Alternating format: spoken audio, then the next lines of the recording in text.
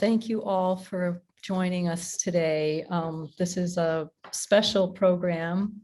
I want to welcome everyone, welcome our poets, and welcome everyone attending to this special Farnsworth Art Museum program poetry event in celebration of Earth Day and Poetry Month.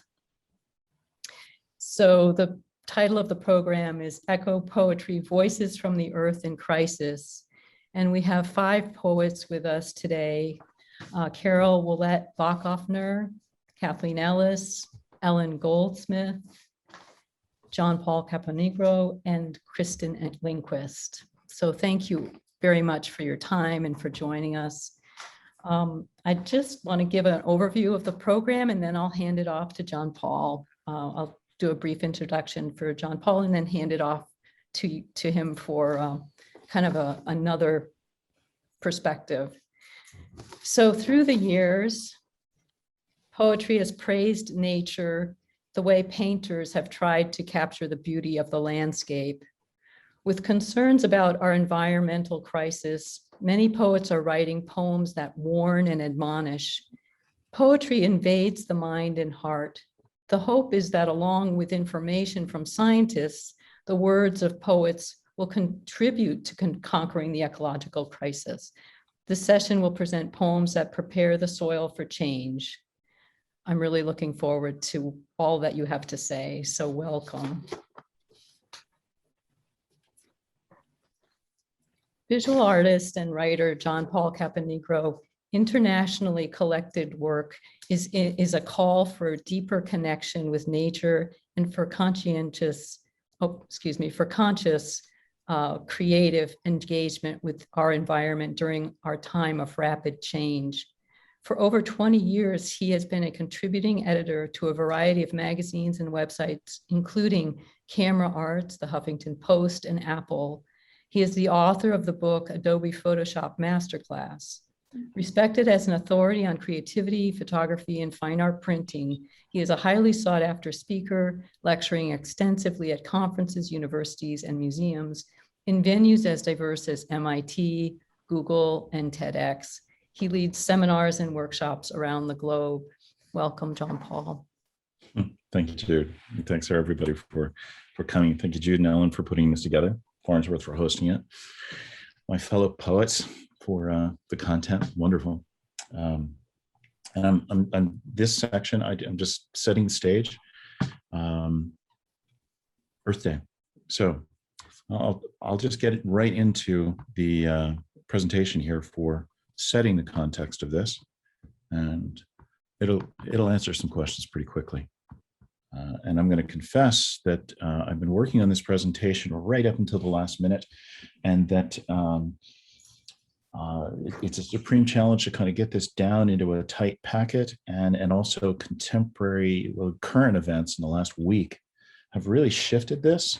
So you're talking to a guy who has gone down to become part of Al Gore's Climate Leadership Corps.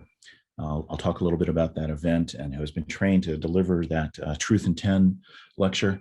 And that is not what I'm going to show you today. And in fact, I did anticipate giving a little bit more time to climate change.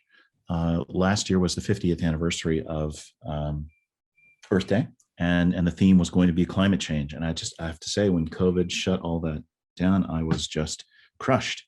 And I had a body of work that I was going to release on that, and I've just released it yesterday as part of Earth Day. And there's the story behind that. But to back up, we're here because of her.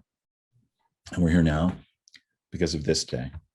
Very interesting to think, 51 years ago, this was a major event, 12,000 local events, 20 million Americans, 10% of America participated. And it had a big impact. There was a lot of swell for this. 28 environmental laws passed: Environmental Protection Act, Clean Air, Clean Water, Endangered Species Act. I mean, there was major movement at that time. It had been brewing for quite a while. It was more than Rachel Carson's Silent Spring. This was a growing movement. And in the background, it's interesting to think about how people were having a hard time seeing each other in LA. There was a big oil spill off, I think it was like 3 million gallons, somewhere in there, maybe 30, got my number off there.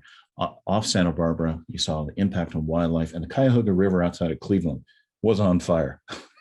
So they were major issues here. And you see some of the legislation that just passed have really cleaned up waterways in a major way. And I'll get to some good news towards the end as well. So where are we today? 98% of glaciers are in retreat, 75% of coral reefs are bleaching, deserts are spreading at an unprecedented rate. That oil spill off of Santa Barbara it's nothing compared to the Exxon Valdez, which is small in comparison to Deepwater Horizon. The number of fires that have been going on in the last 5 years, whether it's in Australia, whether it's in Canada, whether it's the ones recently in California, which were most memorable, those still pale in comparison to what's been going on in the Amazon. And last year, the Amazon fires, which basically, yes, there's a rainy season, so you can't say that it's been burning for the last 30 years, but it has.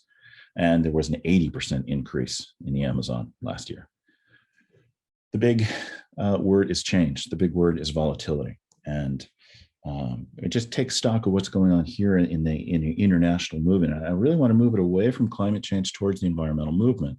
With over 1 billion people participating in 193 countries, the Kyoto Protocol, Paris Climate Agreement, there have been some major moves there. And Biden's recent announcement during the climate summit, which is just wrapping up here, some of it virtual, has been really important. The policy gains in the 70s have really been under attack since.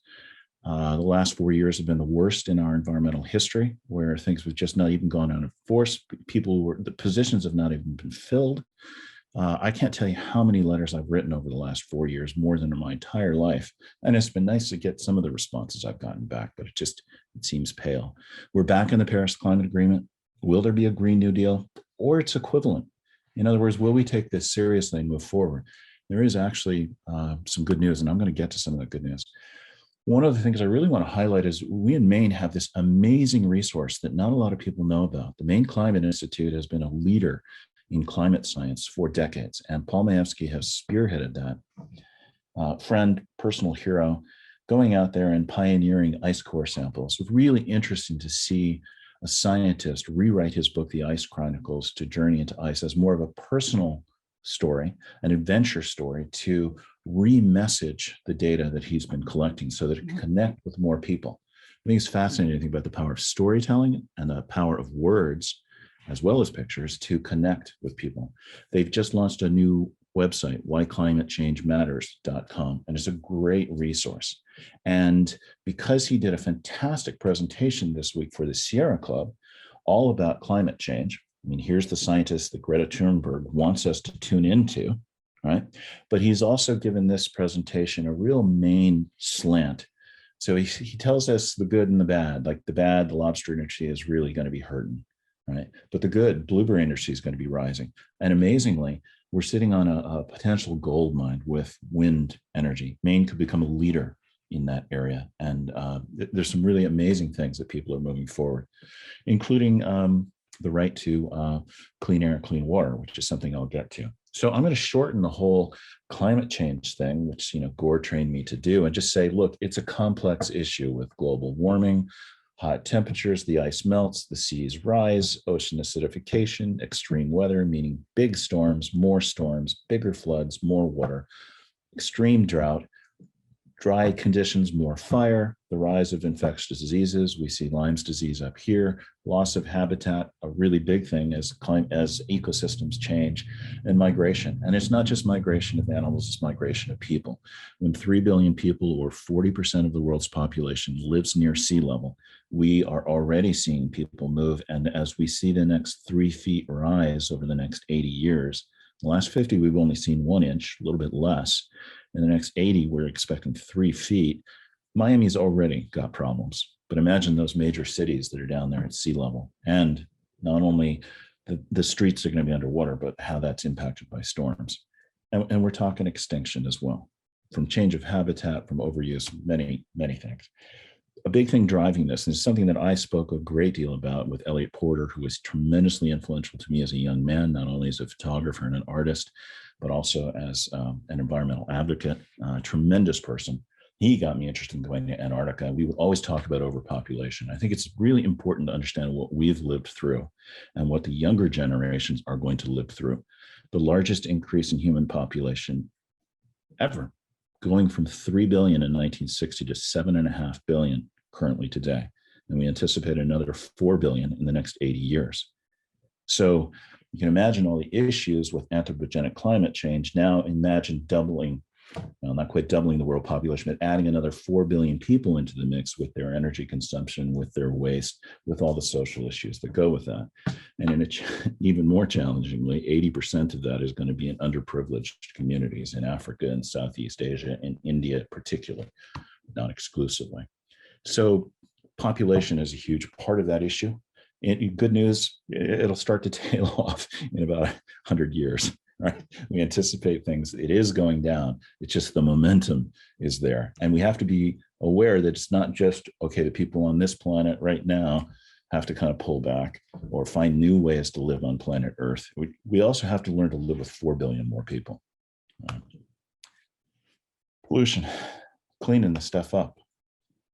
This is one of the reasons that they've now used the word Anthropocene, because there's a thin layer of plastic that covers the world. It's now in the geologic record. It's in the fish in Antarctica, it's in the rain in the Rockies, and there are these giant islands of plastic out in the ocean. It's everywhere. We have changed the environment, and that's why scientists, geologists in particular, now call this the Anthropocene and the 6th great age of extinction, because we're looking. There have been 5 others before: cooling, asteroid, volcano, greenhouse gases. We're looking at the potential for 50% of all land-based animals to disappear in the next 80 to 100 years. In my lifetime alone, 1/3 fewer songbirds sing. I'm lucky to be living where I am, but my springs have been getting more silent. And it is the kind of thing that I grew up with as a young man in the Everglades, watching the flamingos disappear and realizing I was seeing in Everglades that my son would not be able to see. They're just in a different state. And that's all exacerbated by climate change, but a great deal of it is overexploitation and our land use, agriculture, and housing. So these are things that we can change. There's huge momentum in climate, but there's also a lot of social things that, with the right will, we really can move forward. So big doom and gloom. I mean, pick your apocalypse, right? I've been teasing my son. Your generation is extraordinary. Plus, they're going to be dealing with AI. We're no longer being the smartest thing on the planet. What's that going to be like psychically? Right? Is there any good news? Yeah. The banning of CFCs in the 80s has done a great deal to reduce the ozone hole, and it is healing a little bit faster than anticipated. The bald eagle is a tremendous success story. We see that here in Maine. I see them flying overhead more 30 years ago. I never did. There are lots of local colonies. The Endangered Species Act has really helped certain species, and there have been international treaties that have allowed species like the humpback whale is a great success story. And in the 15 years I've been going down to Antarctica, we see more and more of these. And it's just so heartening to see how quickly nature, if given half a chance, can rebound. It often moves faster than we anticipate, like climate changes faster than we anticipate, but also things rebound faster than we anticipate too. They're far more responsive. So great news. This is an amazing story. Did you know that in 2019, Ethiopia planted 4 billion trees in 1 year, 350 million in one day? The school kids, the politicians, the old people, they all got together and they planted this immense forest. They reforested their country. It's an extraordinary human accomplishment. And we talk about the Great Wall, but let's talk about this great forest as well. This is a testament to our creativity, our ingenuity. And when we get together and really focus on things, things can change in a really great way. Our energy consumption has gone down by doing simple things like changing a light bulb. We've made major change getting away from the old, moving into the new. That's there. Most of the car manufacturers, the major car manufacturers, are introducing electric and hybrid vehicles. There's big moves here from big companies. There's plenty of renewable energy. Wind, again, for us in Maine is going to be huge. It alone could supply the world's, not Maine, but wind could supply the world's energy 40 times over. But it's not the only thing, and not everybody has wind. Solar has come a long, long way, accelerating much faster than anybody anticipated. In the last decade, 17 times what was predicted. And even more, and this is really critical, the cost per megawatt hour, what it actually costs to generate that electricity, is dramatically lower than oil. Oil just keeps getting more and more expensive. That's without calculating the extra cost of cleaning the whole thing up. And we need to be thinking about our economic system where corporations can pass off the cleanup to consumers or to governments, or just not cleaning up at all. But when you see this economic pressure, it says we need to take the subsidies out of carbon-based fuels, just level the playing field and let the market deal with it. You can't compete. It's really just about the infrastructure and moving over. Part of it's going to be battery technology. We've got bright people like Elon Musk really moving storage and a lot of storage for power forward fast. And a lot of new power plants that are going to are adopting this hybrid, part carbon for the downtimes and part renewable. But renewables are really moving in a big way. Really interesting to see that there's a big movement in the United States, and it's on the main bill right now. You can find more about it from Susan Inches, who I'm going to highlight in just a minute, to guarantee the right to clean water and clean air for every citizen. Montana's on this. One other state has signed on. There are 40 other states where these bills are in effect. And it's really interesting to look in international communities. Rivers now being granted rights. The most extreme example of that is in New Zealand 2 years ago. A particular river was granted the rights of a person. That's astonishing. Of course, a strong indigenous culture community was instrumental in that. But you also see this in India, you see this in Europe, and believe it or not to the same degree, but rivers were granted, a certain couple of rivers were granted specific rights in Florida. So this relationship between us and land and what we consider to be fair play and how we respect the land that we live in with, are a part of, is starting to shift. And that's a big move.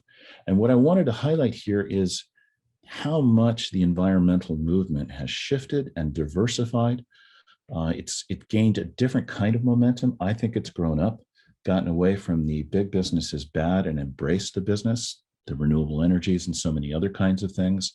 It's become much less unidimensional, and it's been inclusive of many diverse perspectives. And I'm going to highlight a couple of those. On the big business side, Paul Hawken, made his millions, very effective in the corporate sector, and is now working with other corporations, both to affect. They have a comprehensive plan. The book is terrific. The website is terrific. Called Drawdown is well worth looking at to see big businesses not just greenwashing themselves, but really trying to change the way business is done in order to change our impact, to have a different way of living with the land, and support that economically. Is really terrific. This year alone, I've been fascinated to see what's been coming in my mailbox. And the same day, I got the new book from business mogul Bill Gates and from spiritual leader the Dalai Lama. Right? David Pogue is giving another lecture next week, and he's just come out with a new book. And there's a flood of new perspectives. And I'm going to highlight something else. This was really interesting for me to go down 2 years ago, down to Atlanta, and to have my eyes opened to this whole movement of climate justice in Atlanta while I'm taking the Gore training. Because of Atlanta, and there was a special event after hours at the church that Martin Luther King and his father would often preach at, and it was an interfaith celebration of Earth and support for these kinds of issues. And at the same time, Gore has been going out and working with people like Reverend Barber, who works a lot with the underprivileged in this country. This whole notion of climate justice, reframing the environmental issue, not just as an economic thing, not just as an environmental and physical thing, but also as an ethical and a political issue. And they're speaking to how the disadvantaged are often the most affected, and that they need to not be the ones that receive the waste, and they need our business to change so they're not as adversely affected. And then there's the youth movement. And while I was down there, there was this first big march by the kids. And of course, Greta has become the poster child for all of this. Some of you may have seen, and you can still see on PBS, the new 3-hour documentary that has just been released. She's a fascinating lightning rod for all of this. I'm absolutely delighted to see her and the youth movement. I mean, she's really become a symbol for the youth movement because there's so many young kids going out there doing innovative things in their own way. And again, reframing this as an equity, it's not okay for you old timers to leave us to clean this whole thing up. Take care of your future, right? It's really terrific. And she gave me courage. And last year I did this darker body of work, which I just released a couple of days ago. And I just said, in the time of COVID, it's too much. I was sad because I felt like, climate change had to take a backseat again, right? But here Greta is doing her thing a couple of days ago. COVID is still going on, and it gave me hope to just come forward with some of the darker work that I'm doing, just acknowledging the grief and the anger and the difficult emotions. And I think I've been doing a deep dive into poetry this year to explore and forward those feelings, which I think art and poetry in particular can really give space for. I think we need to realize the kind of grief, anxiety that our kids are dealing with, that we are dealing with. I've just kind of like chin up, take the inspiring thing, do the proactive thing, stop talking about your dissatisfaction that the Everglades are not the same. But I think it's important to kind of recognize this difficult stuff, to start the healing and to connect. It's another way that we can connect. You can see more on my website on the video that's related to it. It's also really fascinating to see the indigenous cultures come through. There was an interesting article recently where there's a proposal that the Native Americans become the shepherds of our national park system. Very interesting that the Bureau of Indian Affairs is part of the Department of the Interior, and the Department of Interior also our national lands. And we finally have a lady from Acoma Pueblo, New Mexico, Deb Howland, who is now the first Native American woman Department of the Interior. It's just really interesting to see their voices in this and to realize that indigenous people in their lands care for 80% of the world's biodiversity. Now, a lot of that is in Brazil and other places where they're really biodiverse, and you've got these unique species. And so I don't know, there's something about this that gives me hope, because they have a very different relationship to the value of land and a sense of how they see themselves as part of the land. It's been very inspirational to me, somebody who grew up in New Mexico along the Rio Grande and along the Pueblo cultures. That ethos has been very interesting. I'm actually going to read something from this really interesting book that just got released. I don't know whether it was right at the end of last year or the very beginning of this, but this is a feminist perspective on climate. All these writers, and there's a great deal of poetry in this book, as well as essays and other things. It's really a testament to the power of words.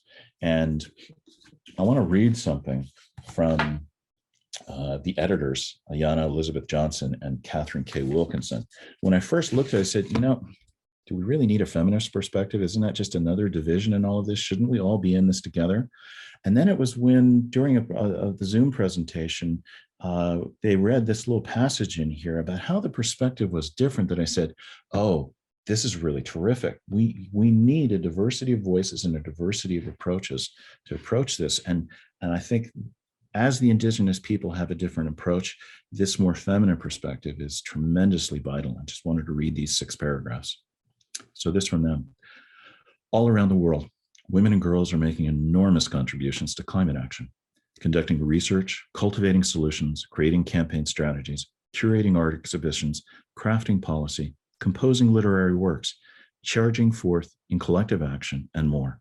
Look around you, and you'll see on the rise climate leadership that is more characteristically feminine and more faithfully feminist, rooted in compassion, connection, creativity, collaboration. There's a renaissance blooming in the climate movement, and it has a few important characteristics. First, there's a clear focus on making change rather than being in charge. We see women and girls moving beyond ego, competition, and control, which are rampant in the climate space and impede good work.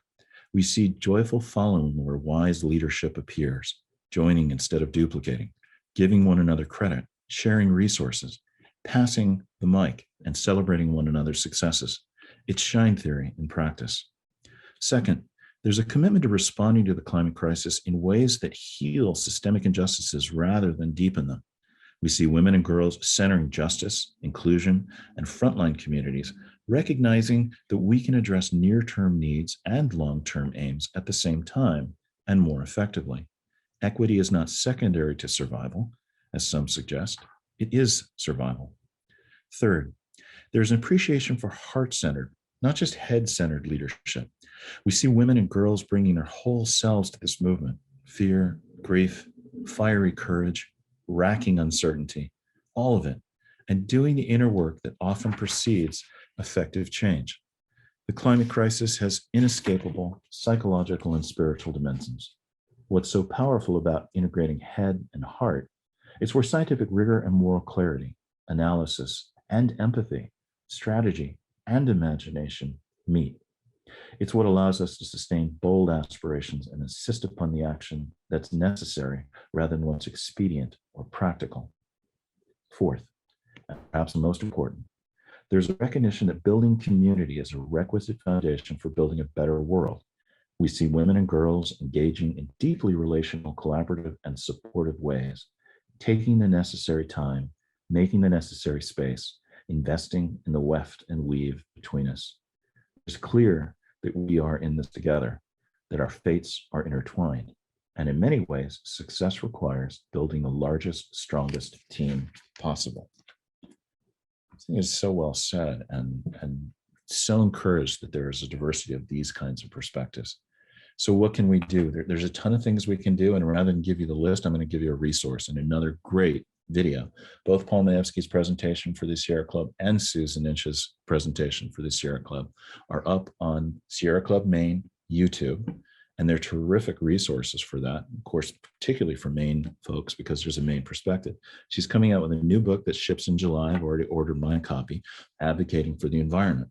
And it was really interesting to hear her in her presentation about how this, and she's somebody who's been involved in government and advocating for a couple of decades, and she teaches courses on environmental advocacy at Colby and Bates, as well as workshops around. You can see within this, she's highlighting that also there's art, there's photography, and during her presentation, she said that P word, poetry, that poetry has a place for all of this, right? And I think it's fascinating when she tries to bottom line all of this. Everything she says here has to do with communicating effectively. You write a letter to a senator or a representative. You get the word out in social media. You talk with your friends, family, and colleagues.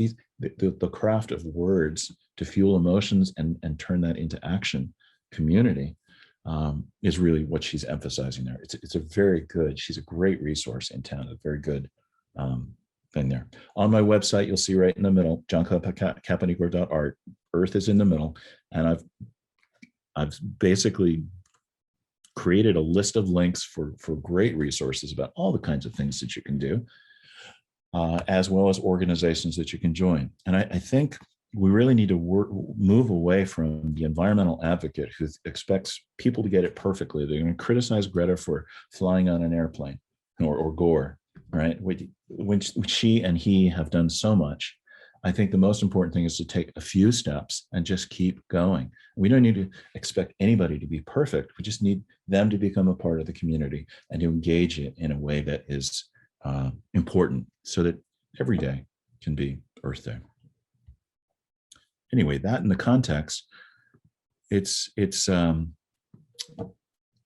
big. It just keeps getting bigger. My entire life has been this way.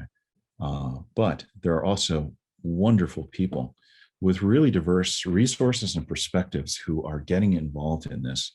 And I'm very encouraged to see this rapid shift recently and the number of people rising to meet this crisis.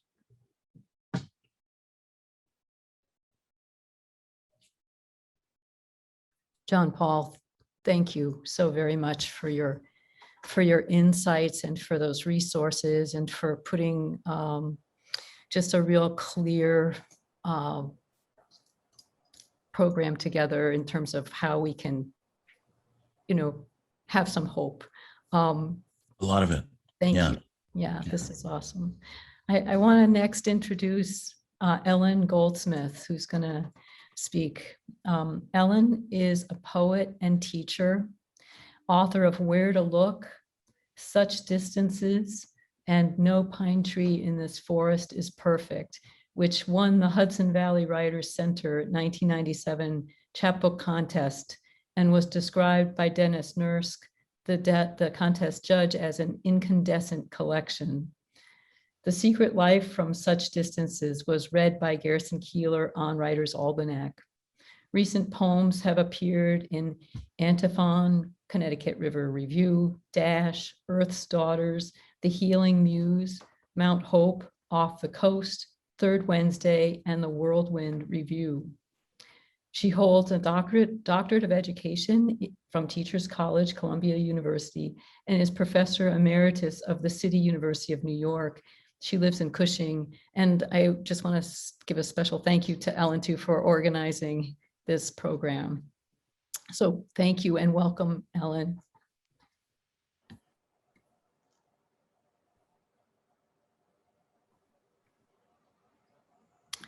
Are you ready? Yeah, I'm ready. Oh, go for it. Yeah. I'm ready. Okay, I don't see myself on that, but John Paul, that was great.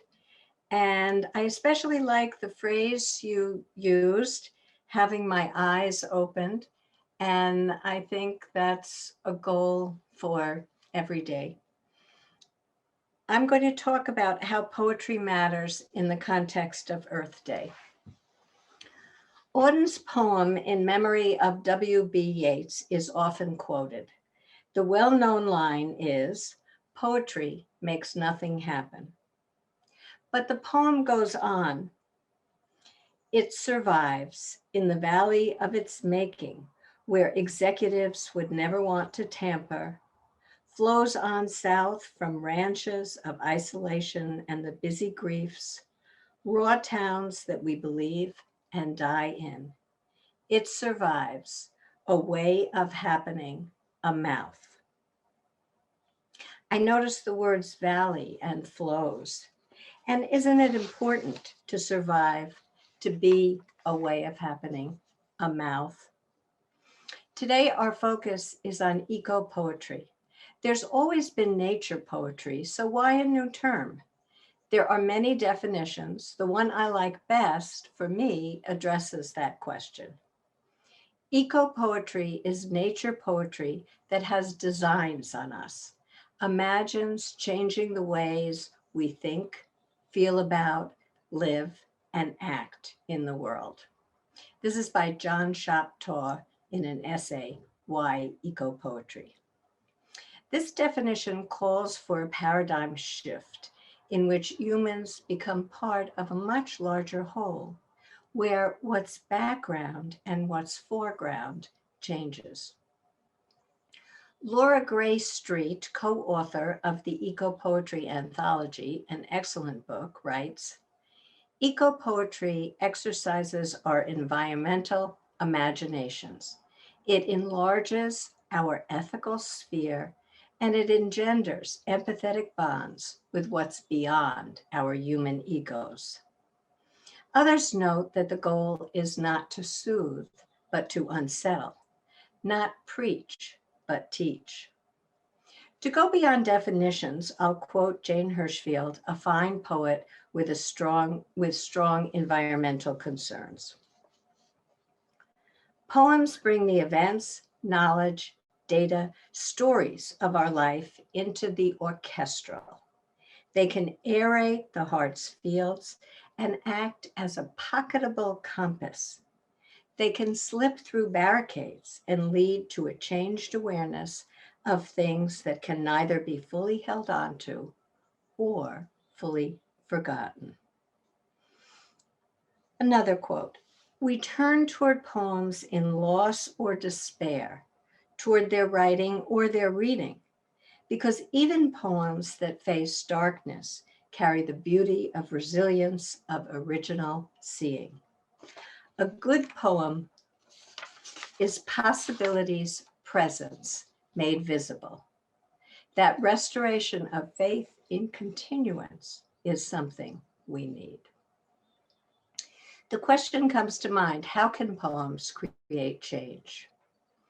In this next quote, I pay attention to the words quietly and architecture.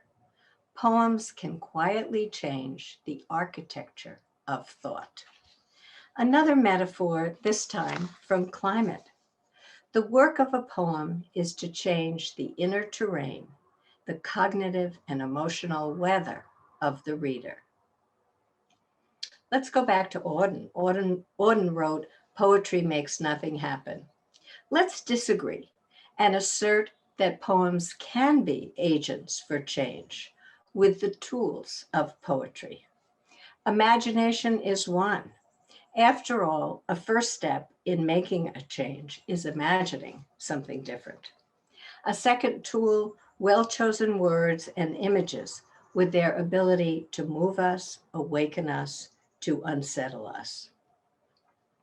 As we attend to the challenges of climate change, let's continue to attend to the beauty around us. Let's let Tony Hoagland guide us in his poem, Field Guide. Once in the cool blue middle of a lake, up to my neck in that most precious element of all, I found a pale gray curled upwards pigeon feather floating on the tension of the water at the very instant when a dragonfly, like a blue-green iridescent bobby pin, hovered over it, then lit and rested. That's all. I mention this in the same way that I fold the corner of a page in certain library books, so that the next reader will know where to look for the good parts. In closing, I'll repeat Chaptot's words on eco-poetry. Nature poetry that has designs on us imagines changing the ways we think, feel about, live, and act in the world. In this next part of the program, each panelist will read 3 poems, perhaps one of their own. Think about what's changing in you as you listen to the poems we're presenting. Notice what you're feeling. Notice what thoughts come. Ellen, thank you so very much. I'd like to introduce now Carol Bachofner, who will be reading. And I'm going to ask you to unmute Carol, and I'll spotlight you. Carol Bachofner is the author of 7 books, and she served as Rockland Poet Laureate from 2012 through 2016. She teaches poetry workshops online and in person. Her poems have been widely published in journals and anthologies. Welcome, Carol. Thank you, Jude, and Paul and Ellen for your preludes to our readings. And I was sharing with the other panelists before that I've written for a very long time, and that those poems of my teenage years wouldn't be fit for public consumption. But I would like to begin my reading with the first poem I ever wrote, and I wrote it at age 6, and I only have it because my dad wrote it down for me. And I wrote this poem on the beach with a stick. I love the beach, the waves and gulls. I love them more than playing with my dolls. And at the time that I wrote it, the tide was coming in and the tide took my poem away, but poems never really leave us. And so I'd like to start with one of my favorite poems by Seamus Heaney called Death of a Naturalist. All year the flax dam festered in the heart of the townland. Green and heavy-headed flax had rotted there, weighted down by huge sods. Daily it sweltered in the punishing sun. Bubbles gargled delicately. Blue bottles wove a strong gauze of sound around the smell. There were dragonflies, spotted butterflies, but best of all was the warm, thick slobber of frog spawn that grew like clotted water in the shade of the banks. Here, every spring, I would fill jam potfuls of the jellied specks to range on windowsills at home, on shelves at school, and wait and watch until the fattening dots burst into nimble swimming tadpoles. Miss Walls would tell us how the daddy frog was called a bullfrog, and how he croaked, and how the mammy frog laid hundreds of little eggs, and this was frog spawn. You could tell the weather by frogs too, for they were yellow in the sun and brown in the rain. Then one hot day when fields were rank with cow dung in the grass, the angry frogs invaded the flax dam. I ducked through hedges to a coarse croaking that I had not heard before. The air was thick with a bass chorus. Right down the dam, gross-bellied frogs were cocked on sods. Their loose necks pulsed like sails. Some hopped. The slap and plop were obscene threats. Some sat poised like mad grenades, their blunt heads farting. I sickened, turned, and ran. The great slime kings were gathered there for vengeance, and I knew that if I dipped my hand into the spawn, they would catch it. Another favorite, I love that for the detail. You're really there with him. Another favorite poet is Edna St. Vincent Millay, and she, of course, is a homegrown girl from Maine, and so I thought it appropriate to read something from her. This is called Afternoon on a Hill. I will be the gladdest thing under the sun. I will touch 100 flowers and not pick one. I will look at cliffs and clouds with quiet eyes, watch the wind bow down the grass and the grass rise. And when lights begin to show up from the town, I will mark which must be mine and then start down. That's just such a lovely, lovely, lovely poem. And my favorite poet of all time is Richard Wilbur, whose work I'm writing about very slowly.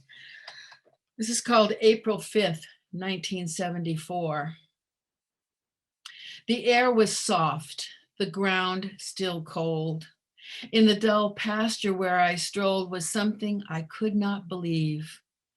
Dead grass appeared to slide and heave, though still too frozen flat to stir, and rocks to twitch and all to blur.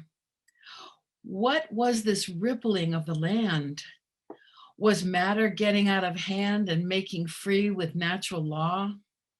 I stopped and blinked, and then I saw a fact as eerie as a dream. There was a subtle flood of steam moving upon the face of things. It came from standing pools and springs, and what of snow was still around. It came of winter's giving ground so that the freeze was coming out. As when a set mind, blessed by doubt, relaxes into mother wit. Flowers, I said, will come of it. Thanks so much. Thank you, Carol. The next reading will be by John Paul Caponigro. And I'm going to spotlight you. Thanks, Carol. It was wonderful. Thanks, Jude. Back to this book. It's got a beautiful poem by Camille T. Dungy. Part of that, I'll call Characteristics of Life. And I think she asks a really important question here. Ask me if I speak for the snail, and I will tell you, I speak for the snail. I speak for underneathedness and the welcome of mosses, of life that springs up, little lives that pull back and wait for a moment. I speak for the damselfly, water skeet, mollusk, the caterpillar, the beetle, the spider, the ant. I speak from the time before spinelessness was frowned upon. Ask me if I speak for the moon jelly. I will tell you one thing today and another tomorrow, and I will be as consistent as anything alive on this earth. I move as the currents move with the breezes. What part of your nature drives you? You in your cubicle ought to understand me. I filter and filter and filter all day. Ask me if I speak for the nautilus, and I will be silent as the nautilus shell on a shelf. I can be beautiful and useless if that's all you know to ask me. Ask me what I know of longing, and I will speak of distances between meadows of night blooming flowers. I will speak the impossible hope of the firefly. You, with the candle burning and only one chair at your table, must understand such wordless desire. To say it is mindless is missing the point. I'm going to move to Richard Blanco, writing about a river I grew up near. And very interesting to hear him speak as if he is the river. Something I often ask my photography students to do. Complaint of El Rio Grande. I was meant for all things to meet, to make the clouds pause in the mirror of my waters, to be home to fallen rain that finds its way to me, to turn eons of loveless rock into lovesick pebbles, and carry them as humble gifts back to the sea, which brings life back to me. I felt the sun flare, praised each star, flocked about the moon long before you did. I've breathed air you'll never breathe, listened to songbirds before you could speak their names, before you dug your oars in me, before you created the gods that created you. Then, countries, your invention, maps jigsawing the world into colored shapes, caged in bold lines to say, you're here, not there, you're this, not that, to say, yellow isn't red, red isn't black, black is not white, to say mine, not ours, to say war, and believe life's worth is relative. You named me Big River, drew me, blue, thick to divide, to say spick and Yankee, to say wetback and gringo. You split me in two. Half of me us, the rest them. But I wasn't meant to drown children, hear mothers' cries, never meant to be geography, a line, a border, a murderer. I was meant for all things to meet, the mirrored clouds and sun's tingle, bird songs and the quiet moon, the wind and its dust, the rush of mountain rain, and us. Blood that runs in you is water flowing in me, both life. The truth we know, be one in one another.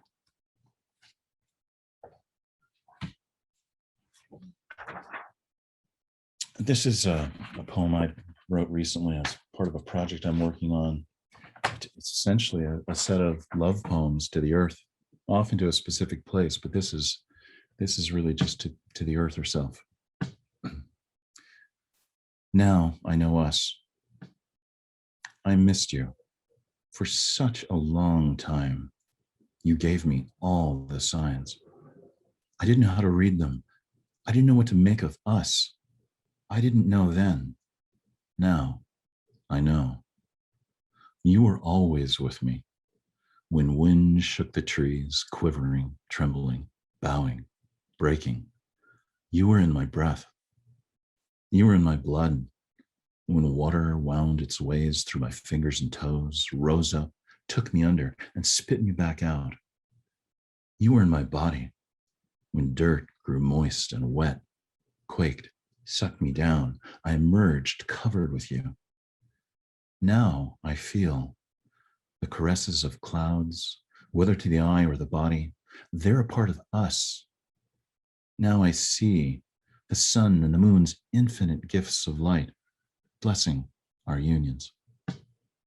Now I sense the stars forever winking as if they know something we don't. How had I missed us? Where was I before? I thought I was there, then, present. But you uncovered a part of me I'd never seen before. I sensed it, but I didn't know what it was. You woke me, and I never want to sleep again. And all the dreams I have are dreams of you. I'm ready to accept all of your invitations.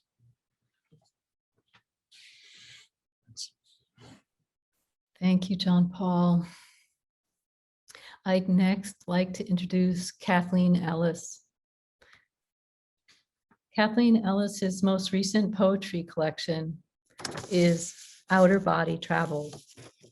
She's the recipient of poetry fellowships from the National Endowment for the Arts and the Maine Arts Commission, and has led poetry writing workshops at the Farnsworth since 1994. She teaches poetry and creative writing at the University of Maine, Orono, and new poems are in Cafe Poetry Review and A Dangerous New World, Maine Voices on the Climate Crisis. Welcome, Kathleen.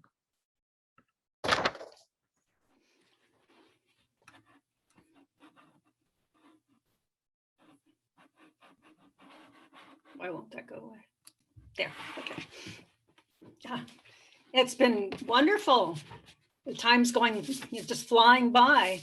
I love the presentation that Jean-Paul gave, and want to thank both Jude and Ellen for hosting and putting this together, really important event. And Carol, I love what you chose for poems, especially Malay. And I was just thinking while everyone was talking and reading about how lucky we are to be in Maine for all kinds of reasons, but eco-poetry has been alive and well in Maine for a long, long time. Eco-poetry itself I would say, goes back to Gary Snyder. And before that, it was mostly called nature poetry, right? And maybe some of you remember Jonathan Skinner, who taught at Bates College for quite a few years before he left for England. And he had put together a journal before he came to Maine called Ecopoetics, a journal. And I don't know whether he's still doing it or not. I haven't seen it at all, but it was a wonderful compendium of all kinds of styles and forms and beautiful, beautiful job that he would do. And I wish that he still did it, but anyway. So you can call us caretakers, tree huggers, earth activists, or eco-poets. But just as the personal is political, so too the environment is personal. Its loss is our loss. Its desertification is our desertification on a personal level. As eco-poets, we mourn the loss of habitat, the rising sea levels, our dependence on fossil fuels, et cetera, et cetera, et cetera. I grew up on Alameda, an island in San Francisco Bay, which is now sinking into the bay at almost an inch a year. The island is partly man-made from the rubble of the 1906 earthquake, as is the other built-up landfill surrounding the bay. All of it sinking, due mostly, not entirely, but mostly to sea level rise. When I was a girl, I'd spend all my free time at the bay shore, about a half block from where I lived. And I'd stand on that rocky beach and look west toward the city, which people call San Francisco. And I'd wonder if one day all of it would disappear. I didn't really think the bay and the ocean could possibly dry up entirely, but I was very concerned about the city. After all, this was earthquake country, and we had regularly practiced what to do in case of an earthquake in grammar school. Of course, the planet's always had to adapt to climate change, natural disasters, local weather conditions, but now the situation has become dire and perilous for all of our Earth's living species, including us. How do we sustain the planet is not just a rhetorical question.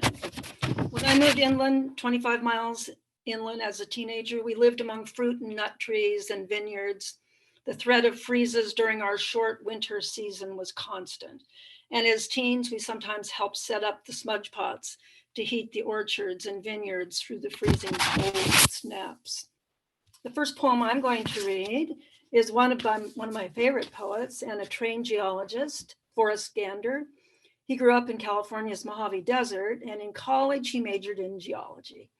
After earning an MA in literature, he moved to Mexico and then to Arkansas, where his poetry, informed by his knowledge of geology, turns its attention to landscape as foreground or as a source of action in the poem. In a 2019 interview, he said, "Poetry has educated every choice I've made in my life back to childhood." And I think a lot of us feel that way. When I first encountered poetry as a thing that matters, something that can be more than just words on a page. So the setting for this poem, which is titled Citrus Freeze, very short little poem, is the Orange Blossom Trail. And yeah, Jean-Paul, probably you know what that is, the long hallway in Orlando, Florida. And in the north, there's just orange trees, but at the southern end, they also call it Orlando, unfortunately. And the highway is very different in the south than from the north. Citrus Freeze by Forrest Gandon. To the north, along Orange Blossom Trail, thick breath of sludge fires, smoke rises all night, a spilled genie who loves the freezing trees but cannot save them. Snow fine as blown spiders. The news, nothing. Large rats breed on the beach, driving smaller ones here. Today, both traps sit sprung. In the late 1960s, I once rented a house with one huge coastal redwood in the backyard. Coastal redwoods, probably you know, are the world's tallest trees, and they can live for thousands of years. During the time I lived with this magnificent tree, Ronald Reagan was governor of California, and during a talk on natural resources, he said, "You know, a tree is a tree. How many more do you need to look at?" Which morphed into the infamous, "If you've seen one redwood, you've seen them all" phrase, picked up and circulated for the rest of his campaign to allow continuing harvesting of the redwoods. Meanwhile, the redwood tree in my backyard became a nuisance to the landlord, who decided to have it cut down due to its extensive shallow root system interfering with the other plant growth in the yard. On the day before the execution of the coastal redwood, I moved out. This morning in the Weekend Parade magazine, I read that only 5% of America's ancient redwoods remain. Although Maine is not the right climate to grow redwoods, I do plan to buy the coastal redwood seed kit advertised in Parade and see if I can raise some seedlings in my greenhouse. The second poem I'm reading is by Craig Santos Perez, a native Chamorro from the Pacific island of Guam. He's the director of the creative writing program at the University of Hawaii. It's a sonnet, and it's called Love in a Time of Climate Change, a little play on love in the time of cholera. And also he has a little epigraph, basically. It says, "Recycling Pablo Neruda's Sonnet 17." So it's a love poem. Love in a Time of Climate Change by Craig Santos Perez. I don't love you as if you were rare earth metals, conflict diamonds, or reserves of crude oil that cause war. I love you as one loves the most vulnerable species, urgently, between the habitat and its lungs. I love you as one loves the last seed saved within a vault, gestating the heritage of our roots. And thanks to your body, the taste that ripens from its fruit still lives sweetly on my tongue. I love you without knowing how or when this world will end. I love you organically without pesticides. I love you like this because we'll only survive in the nitrogen-rich compost of our embrace. So close that your emissions of carbon are mine. So close that your sea rises within my heat.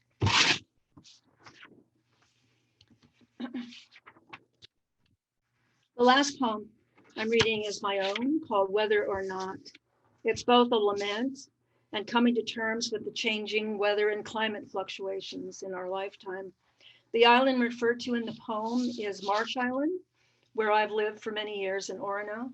And the river referred to is a combination of the two rivers that meet at the island, both the Penobscot and the Stillwater rivers.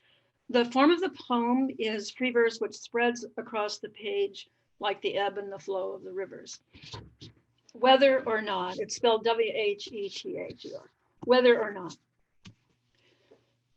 All that remains of the winter's snow is a strand of white beads scattered along the ferns.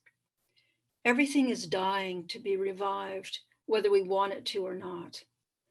They say climate is what you expect. Weather is what you get. Rain continuing into rain in the unseasonal seasons. I waited for the river to rise into years before portaging above the falls. Then we measured, and all spring the river kept rising, higher than last year and the years before.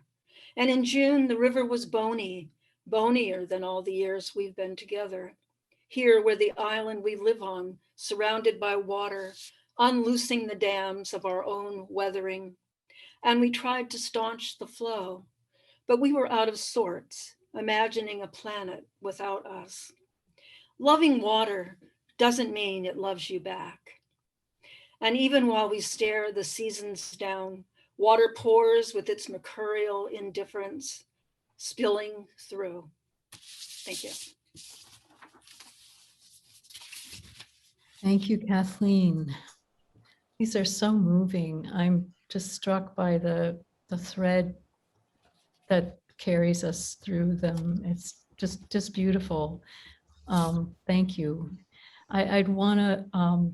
Well, I don't need to introduce Ellen again, but Ellen will be speaking next, and I'm going to spotlight you, Ellen. Thank you. So I agree. It's a thread, and the thread has so many colors and textures to it. Wonderful, wonderful poems, and something amazing happens when they all come together. The first poem I'm going to read addresses a hard question about a troubling reality. The title is Who Will Tell Them? By Michael Sims. It turns out you can kill the earth, crack it open like an egg. It turns out you can murder the sea, poison your own children without even thinking about it. Goodbye, passenger pigeon. Once so numerous, men threw nets over trees and fed you to pigs. Goodbye, cuckoo bird who lays eggs in the nests of strangers. Goodbye, elephant bird who frightened Sinbad. Goodbye, widgeon, curlew, lapwing, crake. Goodbye, masquerine coot. Sorry, we never had a chance to meet. Who knew you could wipe out everything? Who knew you could crack the earth open like an egg? Who knew the endless ocean was so small? Right now, there are children playing on the shore. There are children lying in hospital beds. There are children trusting us. Who will tell them what we've done? I'm going from one dark poem to a darker one. This poem is entitled Guzzle for the End of Time by Jane Hirschfield, who you can perhaps tell I admire. So a bit about the title. A ghazal is a Middle Eastern and Indian form that has a fixed number of verses and a repeated rhyme. You'll hear the word open repeatedly in this poem, as well as other words that rhyme with it. For the End of Time alludes to Messiaen's quartet for the End of Time, written in a German prisoner of war camp.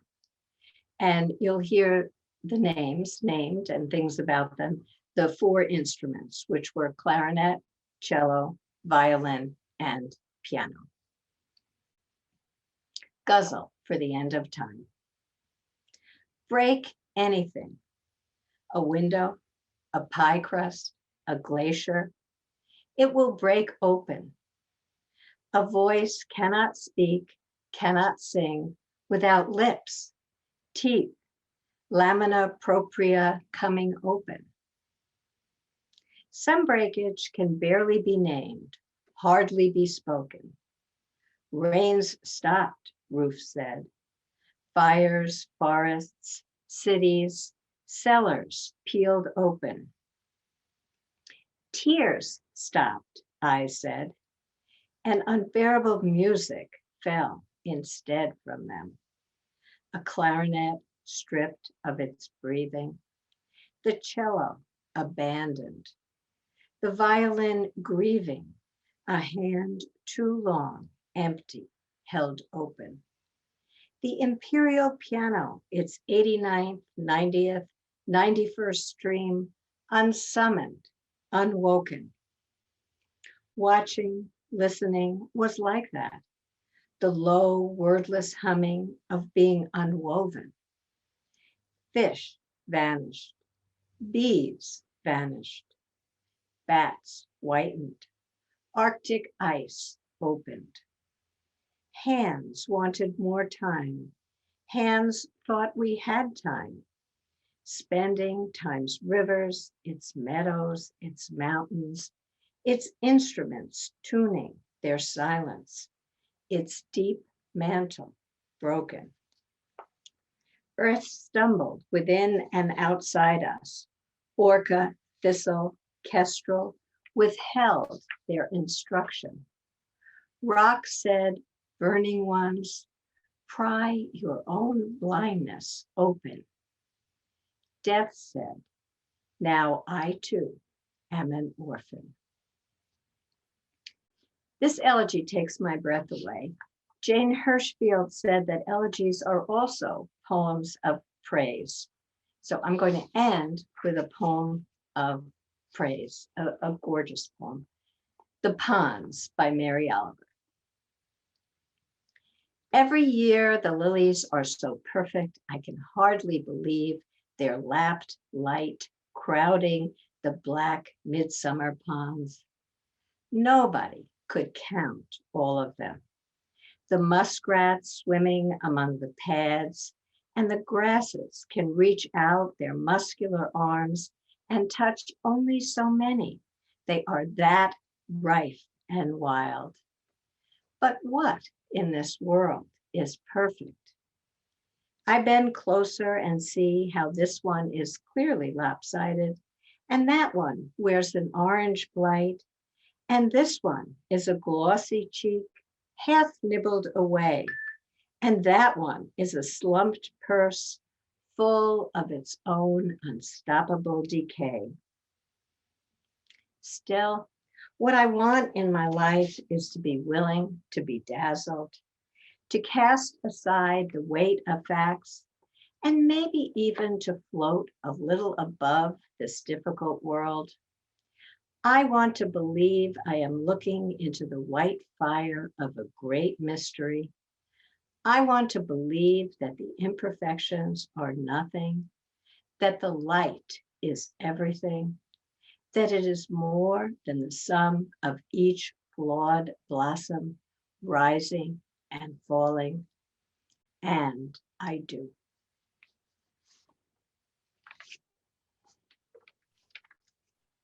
Thank you so much, Ellen. And let me take a moment now to introduce our last reader and poet, Kristen Lindquist. And I'm going to spotlight you first so I don't forget. Kristen Lindquist is a writer and naturalist from Camden, Maine, who worked for many years for a local land trust. She has published 2 full-length collections of poetry, Transportation, a finalist for the Maine Literary Award, and Tourists in the Known World. Her haiku collection, It Always Comes Back, was the winner of the 2020 Snapshot Press eChapbook Award. She has written a daily haiku blog for many years. Welcome, Kristen. Thank you. So as the last reader today, I've had the pleasure of hearing everybody's before mine, and it's just been very interesting for me. There have been some recurring themes, for one, and including the poems that I read. Water, rivers, water and rivers seems to run through all the poems like a blue thread. And just as I was thinking that, I looked out the window and an osprey. I live on a river. I live on the McGonagall River, and an osprey flew by with a fish, like right in front of my window. So that was sort of a benediction of, I think, the words that you all have shared today. And then another thing I noted, just hearing the various poems that you all have chosen to read today, is these poems are full of questions.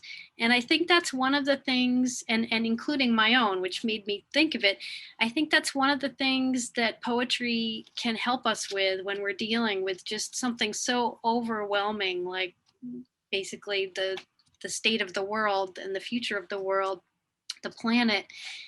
It helps us frame the questions and figure out what we need to ask, and then we can go from there. So that's my sort of end of the program perspective. I'm going to be reading a poem by Gary Lawless called Cariboutism for my first poem here. Gary is a Maine poet, a friend of mine. He and his wife Beth own Gulf of Maine Books, a wonderful, slightly radical bookstore on Main Street in Brunswick. I encourage you all to frequent it. Gary has long been an environmental activist and a wonderful voice through his poetry for the non-human beings we share the planet with, from sardines to caribou to granite, to Maine granite. He's been on a geology theme lately.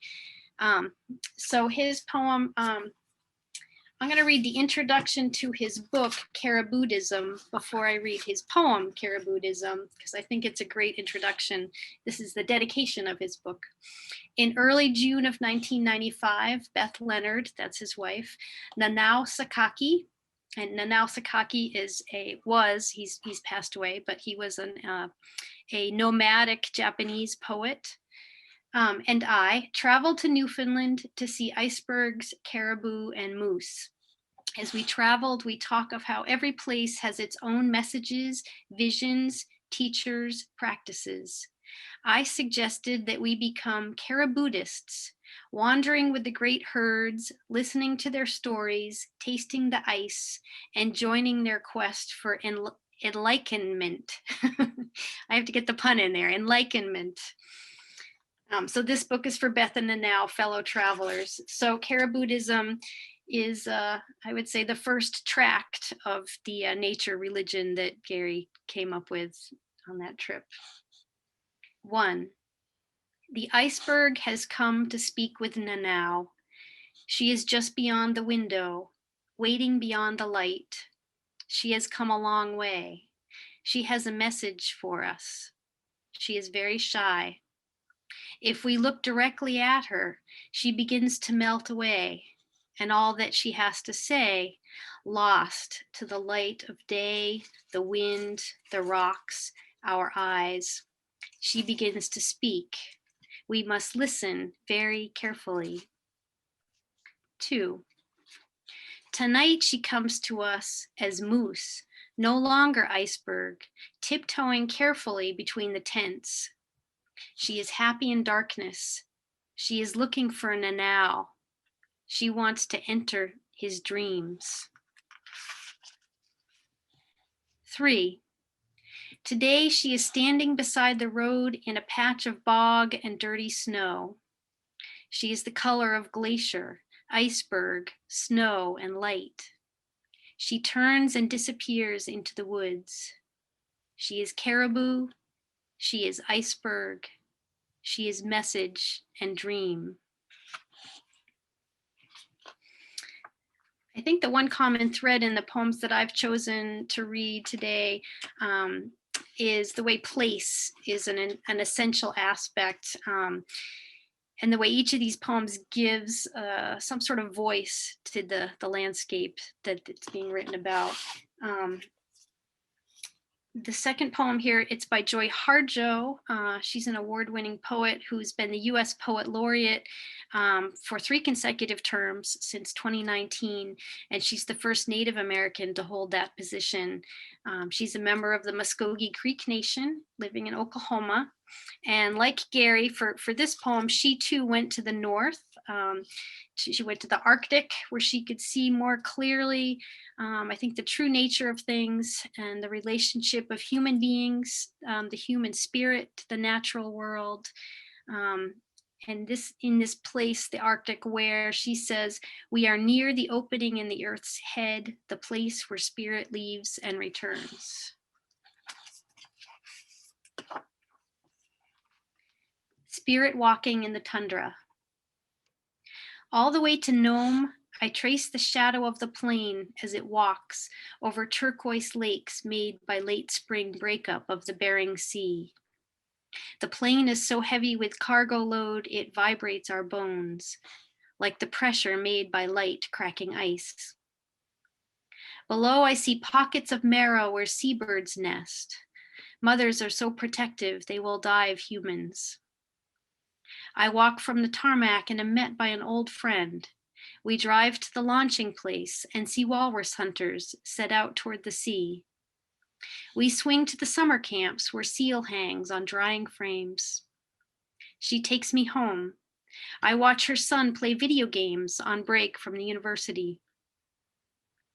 This is what it feels like, says her son, as we walk up tundra toward a herd of muskox. When you spirit walk, there is a shaking, and then you are in mystery. Little purple flowers come up from the permafrost. A newborn muskox staggers around its mother's legs. I smell the approach of someone with clean thoughts. She's wearing designs like flowers and a fur of ice. She carries a basket and digging implements. Her smell is sweet like blossoms coming up through the snow. The spirit of the tundra stands with us, and we collect sunlight together. We are refreshed by small winds. We do not need history and books to tell us who we are or where we come from, I remind him. Up here, we are near the opening in the earth's head, the place where the spirit leaves and returns. Up here, the edge between life and death is thinner than dried animal bladder. I love the poetic choice to end a poem like that with dried animal bladder. I love that. So I chose 2 poems set in the northern tundra because that landscape, as well as the Antarctic, those are the landscapes that are most critically threatened by global warming, by climate change. The living things there, they have nowhere to go. There's nowhere colder that they can go to. My own poem, Duck Trap River, which I'm going to read here, is set on the Duck Trap River in Lincolnville, which is the Duck Trap River Preserve in Lincolnville. It's almost 1,200 acres of land on the river and in the river's watershed that's protecting one of the last, the Duck Trap River is one of the last rivers in the United States to have hosted, I don't know if there are any left, but to have hosted an indigenous run of endangered Atlantic salmon. And that was the initiative to conserve those acres.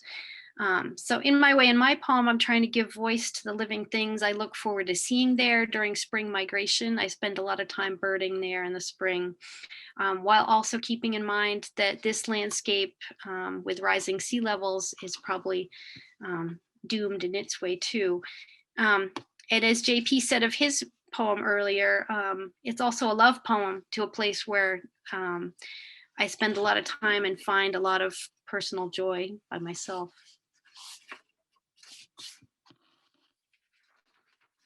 Sorry for the paper shuffling. Duck Trap River. Thoreau said, "You don't notice the wren singing until it stops. Then you hear the silence." A song to accompany the river, bubbling and chortling over gravel where salmon spawn, rush and burble gushing a long song that resonates and rises among the hemlocks, that waters trout lilies, skunk cabbage, mayflowers, bright furls of fern. This mouse-like bird skulking in the understory. What stories does he know? What stories do we know? Frogs' eggs in the vernal pool evaporating in the sun, ghost of a farm outlined by stone walls. Hermit thrush walking the boundary, owls calling mid-morning, just touching base. Raven telling his mate there are people on the trail below. This old pine that used to shade a field. Flycatchers in motion amid the blackfly swarm. Perhaps the wren sings about such things. It can't all be water, that shifting surface you can't step onto or hold in your hand. The wren, too, a shifting sign, never the same bird from one spring to the next, never the same song from one bird. Along a shaded stream, remnant ice spangled with red maple flowers, seed of the next glacier, if our end is ice, not fire. The trilliums are blooming early this year. Thoreau also noted phenology. When leaf buds swelled, when each bird arrived at the pond each spring, as if imposing this kind of intimate order might reveal to him some deeper knowledge of climate, cycles, seasons. He didn't know what we know, that this river's mouth will one day be gagged with seawater. Will the fish still smell their way home? Will the wren still be here to sing them upstream? Thank you.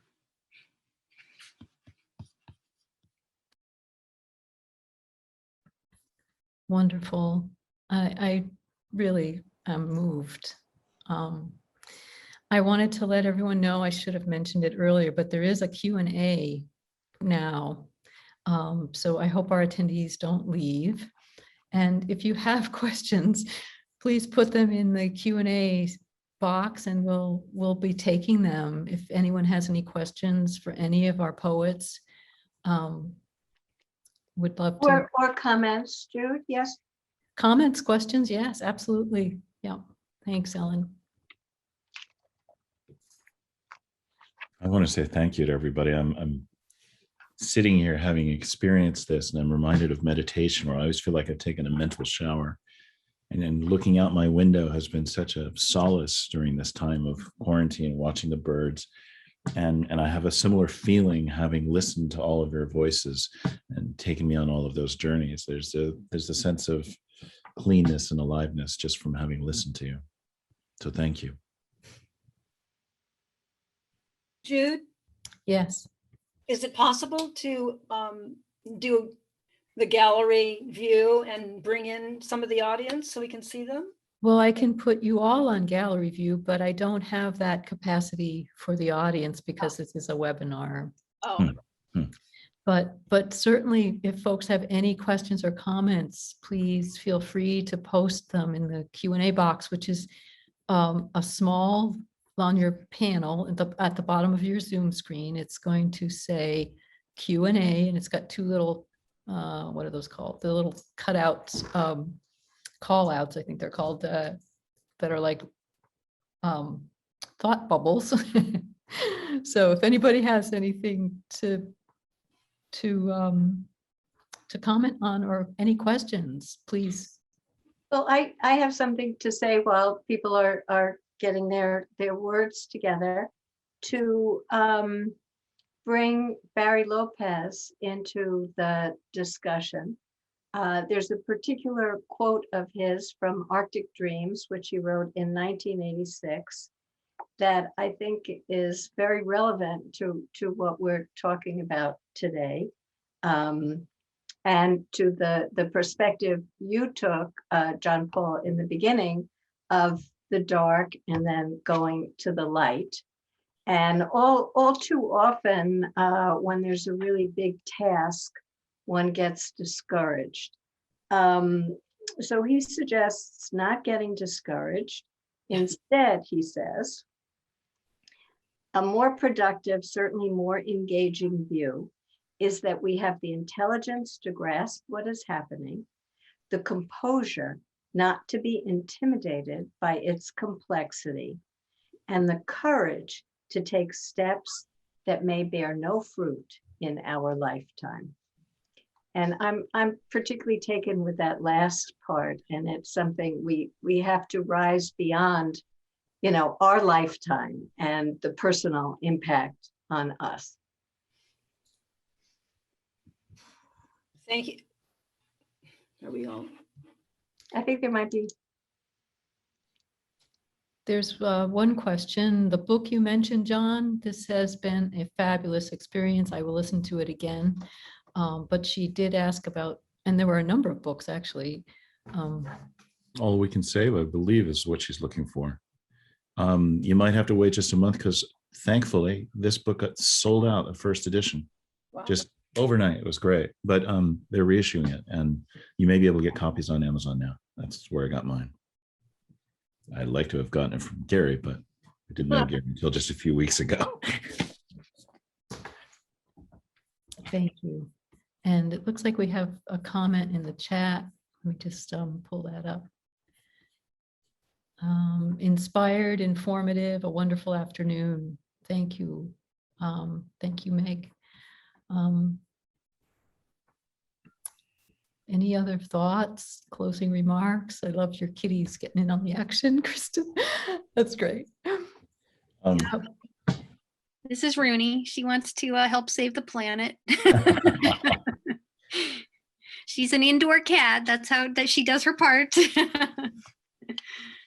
Ellen, I also want to thank you and Jude for the presentation over at the library the other night. The whole notion of ekphrastic poetry. I think poetry not only has a place to, a role, a function to serve in the environmental movement. I mean, look how many politicians make speeches that are informed by poetic uses of language. And wasn't it wonderful to see Amanda Gorman, our youth poet, as part of that whole transition? But I also think it could be really, really helpful in museum contexts as well. What would you rather hear in response to a Wyeth painting? The latest dense diatribe or somebody's poetic response to it? And I actually think, was it Martin who asked a really important question the other day? Like, you know, a lot of people don't read poetry. They feel shut out from poetry because it's this big special thing, that art can be this big special thing. But the outreach programs that Jude, you were talking about earlier with Barnes, it's so important to draw the community into being creative. I think being creative is a form of mindful practice. I mean, yeah, sure, the Dalai Lama is way better at meditation than I am, but I still meditate. You know? So even if you're not going to be a professional artist or a professional poet, why wouldn't you write it? And wouldn't writing poetry and sharing that in the community be a wonderful way to celebrate the art that people are appreciating? And I want to thank you for making a space for this and for that outreach. Yeah, the museum does a lot of stuff, and Kathleen does a lot of stuff, but the museum itself, and I'm a docent at the museum, and often on tours with kids from school, we have them do exactly that, to write in response to the art, and we do a group poem, so everyone has an observation and it all comes together. And maybe it's similar to what's happened this afternoon, with all of our poems coming together and creating a much bigger thing. Yeah. And Kathleen, of course, does courses. Did you say for 20 years? Yeah, it's going on 24 years. Yeah. 24 years where people who are interested in writing poems come to the museum and write in response to it. But people who don't think they're interested, sometimes if you can just create the conditions, discover that they are.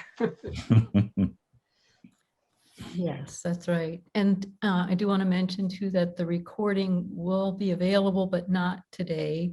The recording for this program, it has to come down off the cloud, and then David has to work his magic, so it won't be available until next week. That was the other question we had open. And how do you access that? Everyone that registered will get a link. And of course, I'll make that link available to you guys. A couple questions coming in. John, the community sharing, any suggestions? I think, don't take this as being critical, Jude, or anybody in the Farnsworth. I think that public institutions like that have a wonderful opportunity to become community centers, not just bastions of culture, but things that draw people to rich resources like honey. And we talked about wanting to foster communication and public dialogue, but we don't make as much space in the actual institution and on the websites for that community dialogue.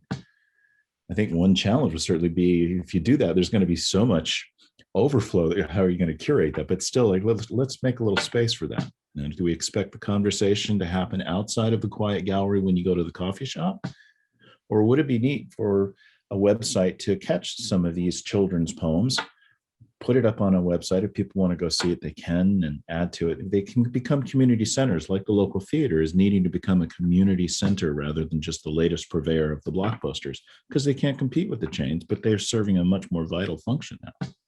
So I think they're great opportunities for that. I think we need to re-envision our museums, as is going across the nation. There are budget issues, there are other kinds of things. There are people being innovative about that, and they are, in some cases, drawing record numbers of people. I think they can involve the community, and this whole big white tower, it's high art, be quiet and just, observe. We need to get back to a more African sense of everybody sings. And maybe we can have the dialogue about when you want to be an amateur about something, to do something simply for the love of doing it. And what does a professional with all those years of experience in education and the community that supports them, what do they add into the mix? I think we have to get a lot more democratic about the arts. And I think our culture would be much more vital, and that people would find ways of expressing themselves and even shaping. I was almost wanting to ask the other participants here, how has poetry changed you? Because I know it's been an active agent in helping me reshape my emotions and my mind. And it can be that for other people. It's definitely a new paradigm, John Paul. Yeah, I mean, it's been, I think we're in the middle right now of some kind of transition. Yeah. And there's so much dialogue at the national and international level around more public engagement and what that looks like, and how the last year has really forced us in education, especially at the museums, to re-engage audiences in a different way, and certainly digitally, but also once we get our footing back, to welcome people back into the space, that's going to look different. It's going to really be different, and also it will be much more of a partnership with the community, and we're really looking at that now. So that we can take steps to get there. And so you're right on with your suggestions, and I do take them to heart. It's really exciting to hear that, and I think the possibilities are amazing. Yes. Yeah. Any other questions that we can answer? It's really, I come back to what you said in your talk about your eyes being opened.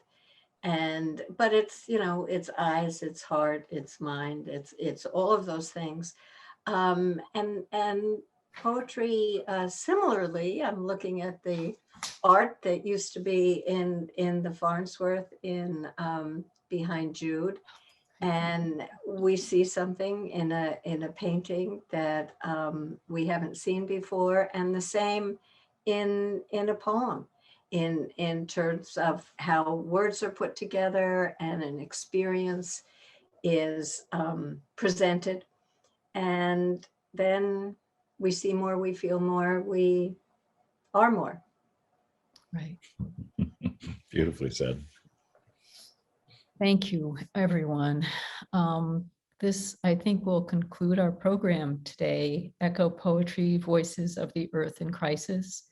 I'd like to thank the audience my colleagues at the Farnsworth for their support, and the 5 poets here today, Ellen Goldsmith. And again, thank you, Ellen, for your spearheading this program. Carol Bachofner, Kathleen Ellis, Kristen Lindquist, and John Paul Caponigro. Thank you all. Really deep, heartfelt thanks to you. We hope to see you again soon, all of you. And we'll close by saying bye for now and enjoy the rest of the day. So thank you all. Take care. Thank you, Jude. Thank you, Jude. Thank you. You.